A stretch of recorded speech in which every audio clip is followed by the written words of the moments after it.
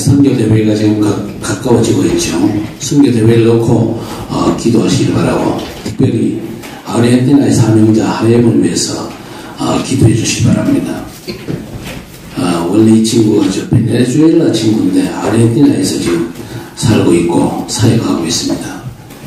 그래서 이번에 한국에 들어오기 위해서는 여권을 새로 발급을 받아야 되는데, 이 베네수엘라에서 여권을 발급을 받는데 지금 해외에 나가 있으니까 이게 조금 여의치 않은가 봐요. 그래서 어떻게 될지 지금 기도하면서 지금 지켜보고 있습니다. 정상적으로 이게 여권이 발급되어서야 비행기 티켓팅도 하고 들어올 수가 있는데, 여권이 발급 안 되면은 여행을 못 하죠. 그래서 아르헨티나의 사명자를 위해서 진짜 기도해 주시기 바랍니다. 오늘도 여러분 복음 충만한 예배로 예배 승리하시기를 주의 이름으로 축원합니다. 왜 그러냐? 복음 충만한 예배를 드릴 때에 모든 재앙절로 다 무너지거든요. 뒤집어 말씀드리면 뭡니까? 복음이 희미해지면요, 재앙과 저주를 이기기가 쉽지 않습니다. 그렇죠? 언제나 그리스도로 충만한 예배 드리는 우리 성도 여러분 되시기를 바랍니다. 우리 예수 믿는 사람은요, 점칠 필요 없습니다. 그렇죠? 왜 점칠 필요 없습니까? 하나님의 말씀이 내 인생의 길입니다. 또 내 인생 길에 어둠을 밝히는 빛인데 점쟁이 무당만 들을 필요 있습니까? 없습니다. 여러분 정말 말씀의 인도만 따라가시기를 바랍니다. 그리고 우리 성도는요, 앞으로의 일들을 미리 알 수 있거든요. 앞으로 여러분 인생이 어떻게 될까요? 성경 속에 완전한 답이 있는데, 저와 여러분은요, 누가 뭐라고 해도 세계 복음화에 쓰임받을 줄 믿습니다. 그래서 내 삶의 앞으로 어떻게 될지 모르겠다. 벌써 그 사람은 실패하고 있는 중이에요. 우리가 인사하면서 안녕하세요 그러죠. 그러면요, 무탈하다고 대답하면서 사실 그렇지 않은 경우가 너무 많습니다. 여러분 인생의 성공과 실패의 기준은요, 예배에 달려 있습니다. 그래서 오히려 예배 잘 되고 있나요? 복음 잘 누리고 계시나요? 이게 여러분이 진짜 인사가 되셔야 됩니다. 복음 누리는 예배 성공은요, 하나님께서 살아주시는 인생 되잖아요. 그렇죠? 그러나 예배 실패하면요, 내가 열심히 살아야 되는 고달픈 인생이 되는 겁니다. 그래가지고는 절대 성공된 인생을 살 수 없고 하나님의 뜻을 이룰 수도 없습니다. 우리가 복음 누리면서 예배를 드리면요, 먼저 보이는 게 뭡니까? 사람들이 정말로 중요한 걸 모르고 그냥 사는구나. 그렇죠? 세상에 지식이 충만해지는 것 같아도 스마트폰으로 엄청난 정보를 아는 것 같은데, 멸망과 구원, 진짜 중요한 것에 대해서는 정말로 무지한 시대라는 게 보여집니다.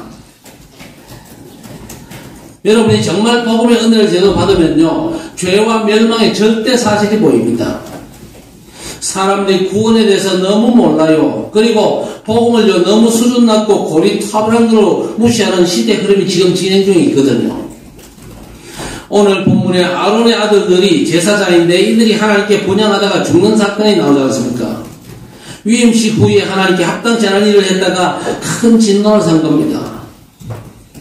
너무 감사하게도 우리는요, 그리스도로 완성된 예배를 하나님 앞에 지금 드리고 있습니다. 인간이 절대 해결할 수 없는 죄와 저주 문제를 해결하는 예배에 승리하시기를 바랍니다. 로마서 3장 23절에 모든 사람이 죄를 범하였음에 하나님의 영광이 이르지 못하더니 그랬습니다. 모든 사람이 죄를 범했다 그러면요, 사람들이 내가 무슨 죄를 지었냐, 내가 살인죄를 지었냐, 내가 사기를 쳤냐. 그런데 그보다 더 중요한 게 있습니다. 뭡니까? 하나님을 떠났잖아요. 바깥에 하나님 없이 사는 인생들, 하나님을 인정하지 않고 살고 있습니다. 하나님 없이 살고 있어요. 하나님의 축복이 뭔지를 모르고 살고 있단 말입니다. 하나같이 원죄에 다 빠져 있습니다. 그게 자범죄보다 어떤 면에서 더 심각한 인간의 본질적인 죄 문제 아닙니까? 이 원죄 문제 해결은요, 인간에게 그 무엇보다도 심판 일입니다. 하나님을 떠나는 인생은요, 죽자고 고생하다가 흙으로 돌아가는 고생 인생이 된다고 창세기 13장 19절에서 분명히 말씀했거든요. 자, 하나님을 모르는 이 영적인 무지 상태에 빠져버리면 어떻게 됩니까? 로마서 1장 22절 23절에 스스로 지혜 있다 하나 어리석게 되어 썩어지지 아니하는 하나님의 영광을 썩어질 사람과 새와 짐승과 기어다니는 동물 모양의 우상으로 바꾸었느니라 했습니다. 하나님을 알지 못하고 하나님 만나지 못한 인생들은 하나같이 우상 숭배에 빠질 수밖에 없다. 우상 숭배는 영적인 무지 상태가 되어버린 사람들의 모습입니다. 나무나 돌에 절하고 심지어 짐승 모양을 세워놓고 빌지 않습니까? 여러분, 저 미얀마 한번 가보세요. 미얀마 가보면 절간이 너무 많습니다. 절간마다 외벽을 뭐로 장식했는지 아십니까? 금으로 완전 외벽을 입혀놨습니다. 그래놓고 그 금백해가지고 팔아가지고 백성들에게 나눠주면 백성들이 먹고 삽니다. 그런데 그 백성들은 너무 가난해요. 절간의 외벽은 금으로 칠갑을 해놨습니다. 완전 금으로 덕지덕지 장식을 해놨어요. 우상숭배는 그 현실. 그러니까 사람들은 가난과 저주 지향이 완전 빠져있는 것입니다. 그래서 로마서 1장 24절 25절에 하나님이 그들을 마음의 정욕대로 더러움에 내버려두사 그들의 몸을 서로 욕되게 하게 하셨으니 이는 그들이 하나님의 진리를 거짓 것으로 바꾸어 피조물을 조물주보다 더 경배하고 섬김이라 했습니다. 피조물은요, 인간이 지배해야 될 것들입니다. 그런데 그 피조물을 하나님처럼 섬기고 있습니다. 그러니까 이사야 60장 2절에 보라 어둠이 땅을 덮을 것이며 캄캄함이 만민을 가리려니와. 여러분, 이게 바로 이 땅의 영적인 실상 아닙니까? 어둠과 캄캄함이 가득한 세상입니다. 이걸 이기는 게 복음이고 전도입니다. 그래서 디모데후서 4장 2절에 너는 말씀을 전파하라. 때를 어떤지 못 어떤지 항상 힘쓰라. 그랬습니다. 여러분, 복음운동이 여러분에게 시작되어지기를 바랍니다. 그 복음운동의 지속적인 흐름이 너무 중요한 겁니다. 여러분의 삶의 현장에 여러분들이 복음을 계속해서 선포해야 되는 것입니다. 사람들이 귀가 가려워가지고요, 복음 듣기를 싫어합니다. 오히려 세상에 허탄한 얘기를 더 좋아합니다. 그런 저들에게 복음의 말씀을 선포하는 겁니다. 이런 사람들 때문에 세상이 지금 고통 충만한 현장이 되어버린 겁니다.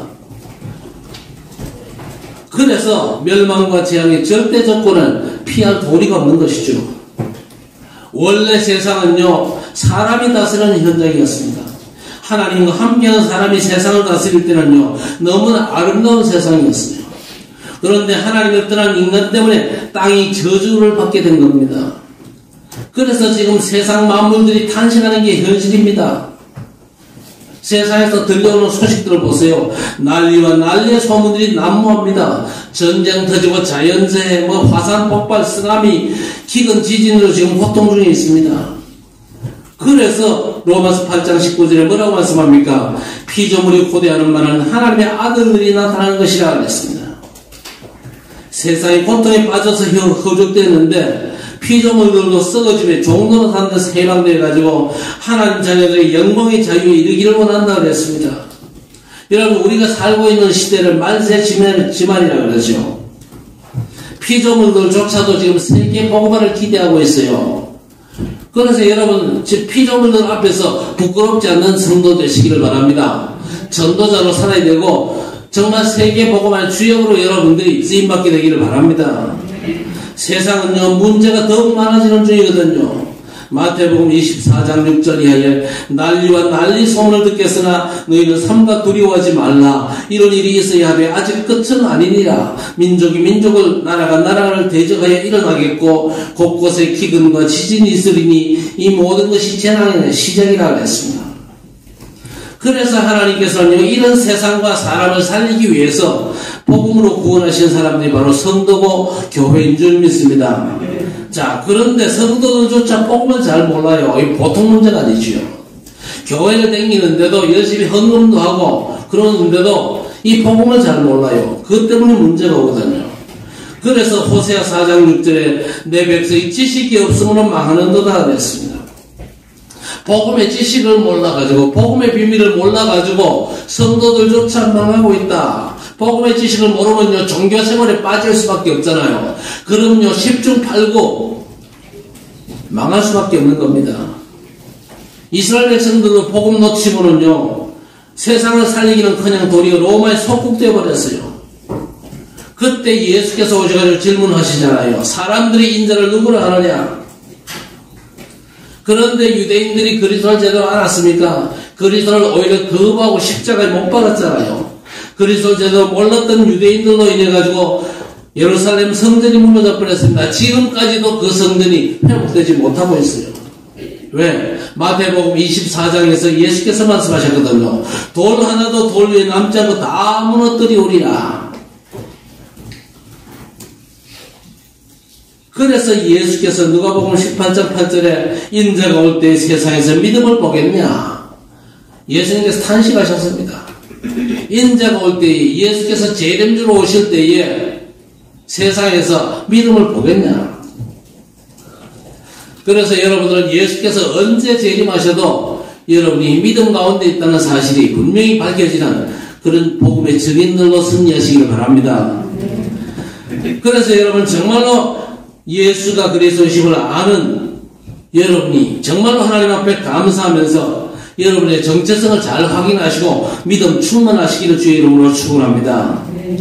세상이 지금 재앙과 고통 속에서 비참한 삶에 빠져있는 사람들, 그리고 위태롭고 고통스러운 시대에 살고 있잖아요.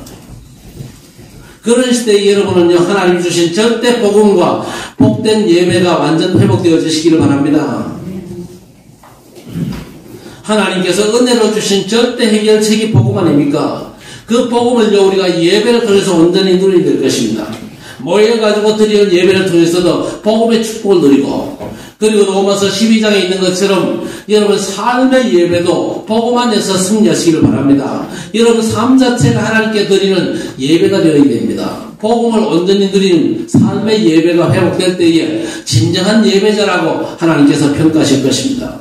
저주 세상에서는 절대 다른 게 필요한 게 아니거든요. 창세기 3장 15절 여자의 후손으로 오신 그리스도께서 사단의 머리를 상하게 하셨습니다. 사단의 권세를 완전히 꺾으신 거예요. 그래서 이사야 7장 14절에 주께서 친히 징조를 너희에게 주실 것이라. 보라, 처녀가 잉태하여 아들을 낳을 것이요 그의 이름은 임마누엘이라 하리라. 예수께서 임마누엘로 우리와 함께 하십니다. 그렇지요. 그 비밀을 우리가 온전히 누려야 될 것입니다. 그러면서 창세기 6장 14절에 다른 사람이 아닌 너를 위하여 복음방주를 만들어라 그랬습니다. 여러분 자신을 위해서, 여러분 후대를 위해서 복음방주 운동을 펼쳐내시기를 바랍니다. 저주 재앙으로부터 보호받는 방주인 예수 그리스도는요, 하나님 사랑이 확증이시거든요. 그렇죠? 로마서 5장 8절에 우리가 아직 죄인 되었을 때에 그리스도께서 우리를 위하여 죽으심으로 하나님께서 우리에 대한 자기의 사랑을 확증하셨다 그랬습니다. 예배 때마다 예수님의 사랑, 복음의 구체적인 응답들을 누리는 겁니다. 복음으로 예배 인생을 살도록 하나님이 우리에게 은혜를 주신 거예요. 여러분 처음부터 하나님께서 우리 인간을요, 예배 인생으로 창조하셨습니다. 그리고 그리스도 안에서 구원받은 성도로 하여금 예배 인생을 살도록 인도하시거든요. 창세기 2장 1절 이하에 천지와 만물이 다 이루어지니라. 하나님이 그가 하시던 일을 일곱째 날에 마치시며 그가 하시던 모든 일을 그치고 일곱째 날에 안식하시니라 그랬습니다. 하나님이 그 일곱째 날을 복되게 하사 거룩하게 하셨으니 이는 하나님이 그 창조하시며 만드시던 모든 일을 마치시고 그날에 안식하셨음이니라 그랬습니다. 하나님께서 사람을 창조하시고 문화적 사명 주셔가지고 먼저 명령하신 게 예배였습니다. 예배로 하나님의 축복의 삶을 살게 하신 겁니다.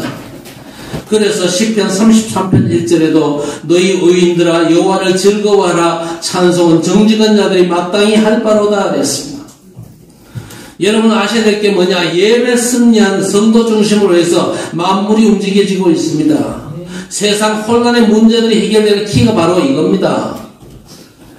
그래서 성도들이 예배 승리하고 세상 만물을 움직이는, 세상 만물을 지배하고 통치하는 그 축복 속으로 들어가야 될 것입니다. 그런데 안타깝게도 그 축복을 제대로 누리는 성도들이 너무 희귀한 상태에 버려요. 오히려 불신자들이 세상 피조물들을 완전 차지하고 있습니다. 돈도 세상 불신자들이 더 많이 차지하고 있거든요. 그거 보면서 부러워하지만 말고 왜 저렇게 됐냐? 하나님께서 우리 인간에게, 하나님의 예배하는 인간에게 하나님께서 뭐라고 그랬습니까? 천지 만물을 지배하라고 다스리라 명령을 주셨는데 우리가 왜 그렇게 못하고 있습니까? 못하고 있는 이유는 다른 게 아닙니다. 직분은 받았는데 예배 승리 못하기 때문에. 그래서 그렇습니다. 예수 믿는 내가 왜 이렇게 가난하냐? 하나님 원망하지 말고 예배 회복하시기를 바랍니다.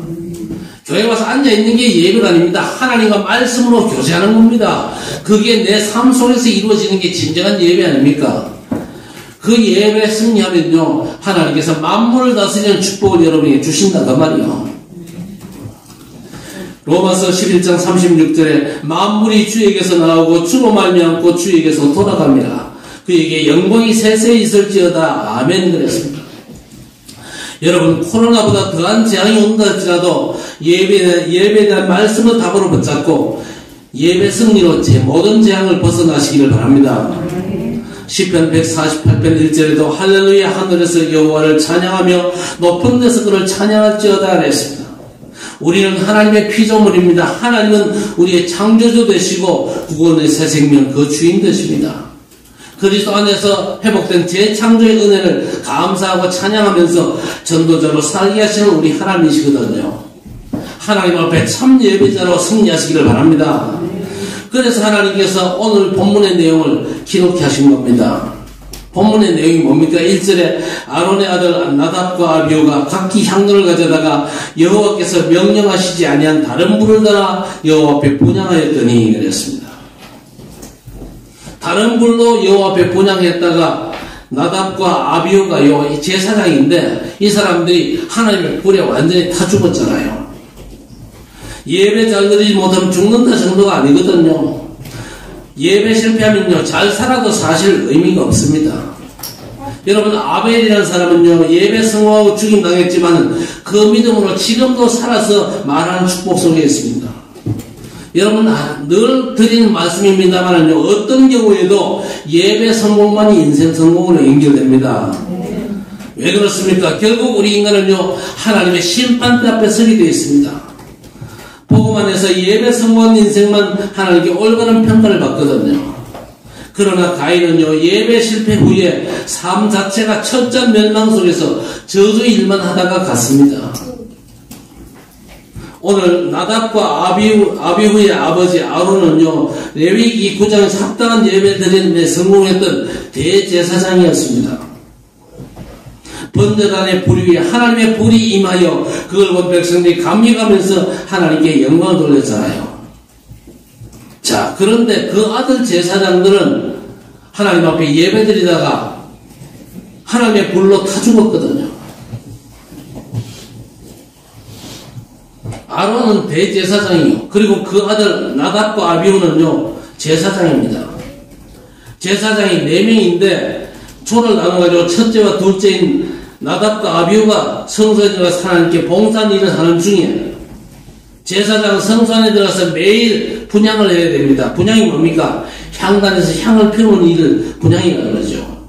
그런데 향을 피울 때는 반드시 번제단에서 불을 가져다가 불을 붙여야 됩니다. 그런데 나답과 아비후는요, 번제단에 있는 불을 사용치 않고 다른 불로 불 붙이다가 즉사를 하게 됩니다. 대제사장 빼고 제사장이 4명인데 그 중에 2명이 죽어버린 겁니다. 자, 그러면 오늘 나답과 아비후가 왜 번제단을 불을 쓰지 않고 다른 불을 썼을까요? 번제단 젖들에 있어요. 번제단에 있는 불은요, 짐승들을 불태우기 위해서 사용하잖아요. 그래서 기름들이 붙어가지고 있는 더러운 나무들에 이 불이 붙습니다. 아마 그걸 보면서 성경에 자세한 설명은 없습니다. 그냥 다른 불을 사용해다가 여호와의 불로 이 사람들이 죽었다, 그렇게 말씀하는데, 아마 생각을 해보니까요, 어떤 생각이 드느냐, 번제단에 그 더러운 나무들이 붙어있는 불 붙이는 게 이게 맞겠냐? 깨끗한 불을 붙이자고 생각해가지고 깨끗한 불을 쓰는 것이 아닐까, 그렇게 짐작을 합니다. 짐작하는 것이지 그게 정답은 아니거든요. 자, 그런데 다른 불을 쓰는 건요, 하나님의 말씀과는 달랐습니다. 그래서 하나님께서 지시하신 불이 아닌 다른 불을 썼다가 나답과 아비후가 그 자리에서 즉사하는 겁니다. 오늘 이 말씀을 우리에게 주신 교훈이 크거든요. 우리가 하나님 앞에 나올 때, 하나님 앞에 예배드리고 또 하나님의 일을 감당할 때에 하나님의 말씀보다 우리 판단이나 생각을 믿으면요, 큰 재앙을 가져오는 겁니다. 그래서 우리는 하나님 앞에 나올 때는 철저하게 우리의 생각과 판단을 죽여야 됩니다. 어쨌든지 하나님의 말씀이 내 삶의 우선이 되어야 되는 거예요. 내 생각과 내 판단 그 어떤 것보다가 하나님의 말씀이 앞서야 됩니다. 나답과 아비후의 잘못된 생각이 자기를 죽인 겁니다. 그냥 하나님께서 시키신 대로 했다면요, 이 사람이 죽을 이유가 없어요. 여러분, 제사장과 이스라엘 백성들이 하나님을 모시고 예배한다는 건요, 엄청난 축복이잖아요. 동시에 너무나 큰 위기가 될 수 있습니다. 그렇죠? 제사장이 하나님의 말씀대로 제사 드리지 않고 다른 불로 제사를 드리면요, 사실은 이스라엘 백성들도 같이 죽어야 되는데 제사장 2명만 진노를 사서 죽었습니다.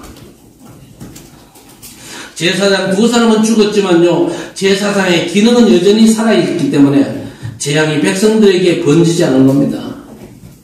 그래서 우리가 예배드리고 기도할 때에 내 기분대로 생각대로 하는 게 아니고 예수 그리스도의 십자가 피공로를 의지하고 하나님 앞에 나와야 될 것입니다. 우리 하나님께는요, 그리스도의 그 십자가 피공로 외에는요, 아무것도 인정하지 않습니다. 아무리 차원 높은 도덕적인 사상이나 십자가 없는 종교 사상, 하나님께는요, 인정받을 수 없습니다.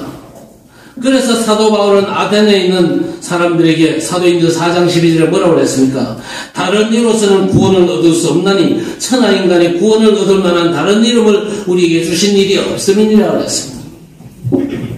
자, 그런데 이런 실수가 나중에 다윗 왕에게도 반복이 되잖아요. 여러분, 다윗이 얼마나 하나님을 잘 섬기는 사람 아니었습니까? 얼마나 많은 찬송시를 지었고 얼마나 하나님의 사랑을 하나님을 극진히 사랑했던 사람 아닙니까? 이 다윗이 저 변두리에 있는 언약궤를 예루살렘에 옮기라고 그랬어요. 옮길 때 반드시 언약궤를 제사장 고핫 사람들이 어깨에 메고 옮겨야 됩니다. 그런데 고핫 자손들이 어깨에 메고 옮기지 않고 술에 싣고 소가 끄는데 타작마당에 소가 뛰니까 어떻게 했습니까? 우사라는 사람, 이 사람이 떨어지는 언약궤를 붙들기 위해서 언약궤를 붙잡았습니다. 그러다가 즉사했잖아요. 우사가 제사장의 아들이고 제사장인데 즉사했습니다. 결국 다윗이 언약궤 옮기는 걸 포기하고 하나님의 교회를 오베데돔의 집에 옮겨놨는데 그 식구들이 엄청난 하나님의 축복을 받습니다. 그리고 우시아라는 왕은요, 유다의 경제를 완전 회복시킨 대단한 지도자였습니다. 그런데 무슨 바람이 불었던지 나도 기름 부음 받았다 그렇게 생각하고는요, 제사장만 하는 분약을 지가 하다가 나병이 걸렸잖아요. 여러분, 기름 부음 받아도 종류가 다릅니다. 제사장이 기름 붓고 또 선지자에게 기름 붓고 왕에게 기름 붓습니다. 왕에게 기름 부음 받았으면요, 왕직만 감당하면 됩니다. 그렇죠? 하나님 앞에 제사라는 일은요, 제사장만 감당하게 되는 겁니다. 그런데 월권해가지고 제사장의 일을 지가 하다가 나병이 걸려버린 겁니다. 그래서 궁에서 쫓겨나서 죽을 때까지 별궁에서 나라를 통치하게 된 그런 왕이 바로 우시아였습니다. 자, 오늘 사고가 터진 뒤에 모세를 통해서 아론에게 하나님이 뭐라고 말씀합니까? 3절에 모세가 아론에게 이르되 이는 여호와의 말씀이라 이르시기를 나는 나를 가까이 하는 자 중에 내가 거룩하다 함을 얻겠고 온 백성 앞에 내가 영광을 얻으리라 하랬습니다. 나를 가까이 하는 사람 제사장이나 이스라엘로부터 거룩함을 얻겠다. 이 말을 다른 말로 표현하면요, 나는 결코 업신여김을 당하지 않겠다 그 말입니다. 하나님의 말씀대로 하지 않고 내 멋대로 하는 것은요, 내가 하나님을 업신여기는 짓 아닙니까? 하나님을 업신여기는 건요, 우상숭배는 마인드로 접근하는 것입니다. 하나님의 말씀을 업신여긴다. 하나님을 업신여기는 겁니다. 우상숭배하는 사람들이 돌이나 나무나 우상 만들어 놓고 거절하는 이유가 뭡니까? 자기 열심, 자기 열정, 그걸 믿는 거죠. 자기 감정을 믿는 겁니다. 그러나 하나님을 섬기는 것은요, 하나님의 말씀을 믿는 겁니다. 말씀을 믿음을 받고 말씀을 따라가는 순종의 삶이 하나님을 섬기는 겁니다. 하나님의 말씀에 순종할 때 하나님께서 부족한 것을 채워주시고 복 주시는 것이죠. 그래서 우리 하나님은요, 어떤 사람을 좋아하시느냐? 하나님의 말씀을 좋아하는 사람을 기뻐하십니다. 하나님의 말씀을 무시하고 내 생각과 세상 기준과 잣대 가지고 일방적으로 몰아붙이는 것을요, 하나님은 미워하시거든요. 그래서 출애굽기 20장 5절 6절 나를 미워하는 자의 죄를 갚되 아비로부터 아들에게로 3, 4대까지 이르게 하거니와 나를 사랑하고 내 계명을 지키는 자에게는 1000대까지 은혜를 베푸노니라 하셨습니다. 자, 그러고 나서 이제 제사장 둘이가 죽었으니까 두 사람을 장례를 치러야 되잖아요. 장례를 치러야 되는데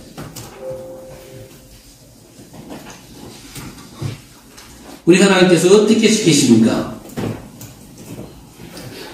오늘 4절에 모세가 아론의 삼촌 우시엘의 아들 미사엘과 엘사반을 불러 이르되 나와 너희 형제들 성소 앞에서 진영 밖으로 내고 나가라. 제사장 아론과 남은 두 아들도 제사장입니다. 그러니까 이 사람들은요, 여전히 성막 안에서 이 제사를 받들어 섬겨야 됩니다.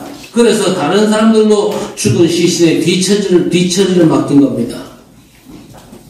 가족이라 할지라도 다른 일에 정신 뺏기지 말라는 거죠. 그래서 6절에 모세가 아론과 그의 아들 엘아살과 이다말에게 이르되 너희는 머리를 풀거나 옷을 찢지 말라. 그리하여 너희가 죽음을 면하고 여호와의 진노가 온 회중에게 미침을 면하게 하라. 오직 너희 형제 이스라엘 온 족속은 여호와께서 치신 불로 말미암아 슬퍼할 것입니다. 그랬습니다. 무슨 말입니까? 형제가 죽었다고 그 때문에 슬퍼하는 게 아니고 뭡니까?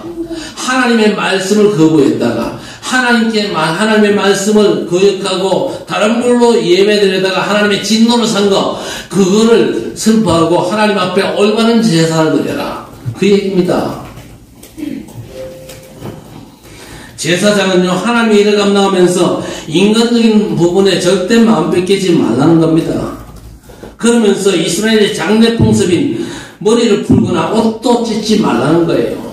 하나님의 말씀대로 피제사 드리고 하나님께 올바른 예배 드리는 그 사명이 너무 중요하다 그 말입니다. 여러분 정말로 하나님 앞에 나올 때에 진짜 십자가 지신 예수 그리스도 그 이름으로 하나님 앞에 감사하면서 예배 드리시기를 바랍니다. 그거 외에는요, 하나님께서 인정하지 않는 거예요. 오늘 하나님 내가 또 나왔습니다. 내가 오늘 헌금 많이 가지고 나왔습니다. 그건요, 하나님께서 원하는 마음이 아닙니다. 저희 아버님이요, 내가 목사 안수 받던 그 해 봄에 돌아가셨어요. 목사 안수를 이제 9월달이면 받는데 5월달에 돌아가셨어요. 사실 그때 당시는요, 제 마음에 참 아쉽더라고요. 몇 달만 더 버텼으면 제가 안수 받는 모습을 보셨을 텐데, 제가 아들이 안수 받는 것도 못 보고 돌아가셨다. 제가 장례를 치우고 산에서 내려오면서 그 생각하면서 많이 울었어요. 그런데 토요일날 돌아가셨거든요. 제가 그때 송년교회 수석 부목사였습니다. 그때 마침 담임 목사 박지원 목사님이 일본에 단기 선교사 가셨어요.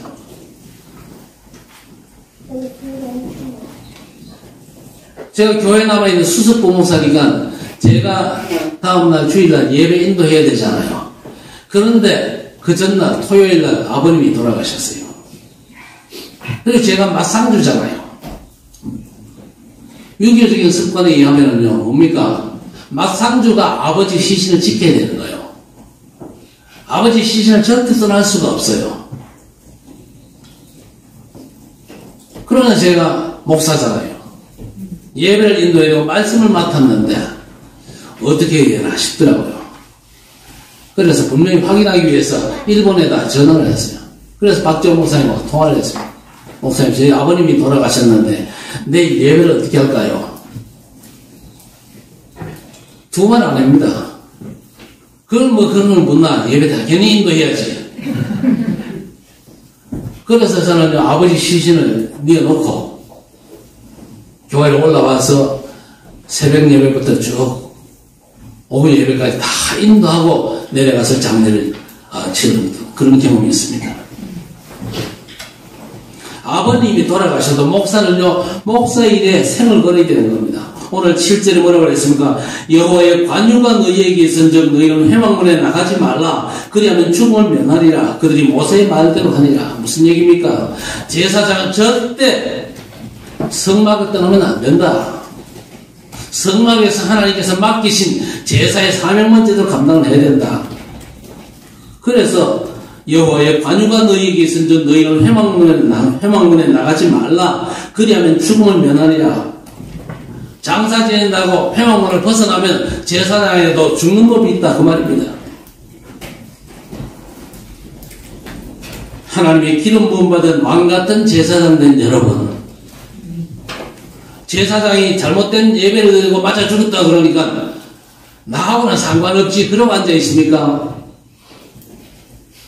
그게 잘못된 생각입니다. 여러분이 누굽니까? 왕같은 제사장들이요. 맞습니까?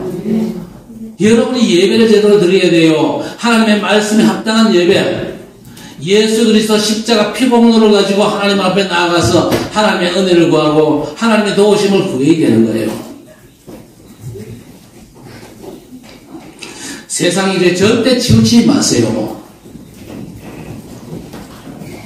요즘 세월이 자꾸 흘러가니까요, 성도들도 기준이 딱 자꾸 바뀌어요. 말씀에서 자꾸 세상적으로 흘러가요. 그러면 안 돼요. 하나님이 원치 않는 예배입니다. 그거는요. 아무리 급해도, 아무리 중요한 일이 있어도 주일날 예배 드리는 것보다 더 중요한 일은 없어요. 저는 절대 그 양보 못합니다. 여러분도 양보하지 마시기를 바랍니다. 하나님의 관유가 너희에게 있은즉 그랬습니다. 하나님의 기름 부으심이 있잖아요. 복음 집중이 절대 은혜를 놓치지 말고 예배 승리를 절대 우선순위로 하시기를 바랍니다. 장례식은요, 세상에서 작은 일이 아닙니다. 그러나 하나님의 일보다 중요한 건 절대 아니거든요. 여러분은 세상 일보다 예배드리고 복음 누리는 일을 최우선으로 하시기를 바랍니다. 이게 안 되면요, 세상 일도 문제가 되는 겁니다. 혹시 예배당에 앉아있는데 말씀이 귀에 안 들어오는 분 계십니까? 그 자체가 엄청난 저주입니다. 치유받아야 돼요. 제가 부족하지만요, 저는 강단에서 복음 외에 다른 얘기는 안 하려고 작정한 사람입니다. 제가 강단에서 선포된 말씀은요, 복음과 또 복음과 연관된 전도와 선교와 관련된 말씀을 전하는 겁니다. 그런데 이 예배가 제대로 안 된다, 뭔가 심각한 문제가 올 수밖에 없는 겁니다. 아니, 다른 분을 썼다고 해서 사람을 죽입니까? 그게 아니잖아요. 하나님께서 원치 않는 다른 분을 썼다 그 말입니다. 예수 이름 말고 공자 이름으로 석가 이름으로 예배드리면 됩니까? 내 어떤 성이나 내 어떤 자격, 내 어떤 공로, 내 어떤 인간적인 의의를 앞세우면 절대 안 되는 겁니다. 여러분이 예배 속에서 반드시 알고 누릴 것들이 있는데 그게 뭡니까? 여러분, 예배로 삼위 하나님의 임재하심을 누려야 됩니다. 말씀하시는 성부 하나님, 그리고 성취하신 그리스도 성자 예수, 내 연약과 무능과 한계를 넘어서는 성령 충만함을 예배를 통해서 받아야 됩니다. 그리고 예배 때마다 언약의 백성들을 돕는 주의 천사들의 역사함을 확인하셔야 됩니다. 여러분이 이곳에 와서 예수 이름으로 예배 드릴 때에 여러분의 삶의 현장의 모든 문제와 사건 속에 하나님의 나라가 임하고 주의 천사들이 파송되어집니다. 그래서 보좌의 신령한 복이 임하는 게 확인되어지고 예배를 통해서 마귀가 꺾이고 세상이 하나님의 통치 속으로 들어가는 게 확인되어야 됩니다. 이처럼 예배로 해서 세상 죄악의 소용돌이가 무너지면서 말씀 성취의 역사가 일어나죠. 그 결과로 30대를 살리는 하나님의 역사가 이루어지는 393의 축복을 우리가 완전 누려야 될 것입니다. 여러분, 우리 인생은요, 성공 아니면 실패 둘 중에 하나거든요. 그래서 우리 성도 여러분요, 예배 절대 우선순위를 두고 레위기 말씀 속에서 답을 내시기를 바랍니다. 성경 속의 렘넌트들과 성공한 믿음의 사람들은요, 한결같이 예배 생명 걸고 승리했어요. 올바른 예배에 목숨을 걸고 어떤 상황에서도 예배 승리했고, 심지어 주기철 목사님은요, 예배를 지키기 위해서 순교까지 했습니다. 하나님께서는요, 예배 때 우리에게 미리 말씀을 언약으로 주십니다. 그리고 그 말씀대로 세상을 움직이고 사람을 살려내시거든요. 자, 이 같은 예배 제도를 못 들으면요, 예배는 참석해도 삶은 내가 주도하는 종교인 되어버립니다. 그러면요, 결국 열심히 살고 인생 실패하는 겁니다. 예배는 시종 일관 복음 충만하고 그리스도의 피로 충만해야 됩니다. 오늘 본문에 아론의 두 아들 제사장의 자녀들인 나답과 아비후는 예배를 드리면서도 잘 몰랐던 겁니다. 우리 자녀들 놓고 또 기도해야 됩니다. 자녀들이 예배당에 와서 앉아있다, 그걸로 만족하지 마세요. 아버지가 볼 때, 부모가 볼 때 애들이 예배당에 왔으니까 됐다, 안심이다, 아닙니다. 확인하셔야 됩니다. 정말 자녀들 마음속에 복음의 제대로 뿌리 내려져 있나 확인하고, 우리 자녀들이 복음의 삶의 뿌리를 완전 내리도록 진짜 제대로 도와야 될 것입니다. 오늘 본문을 통해서 하나님이 원하신 바른 예배, 복음 안에서 예배 드리는 우리 성도 되셔서 완전 승리하시고 하나님이 기뻐하신 전도자의 삶을 온전히 감당하는 복된 성도들 되시기를 우리 주님의 이름으로 간절히 축원합니다. 하나님 아버지 감사합니다.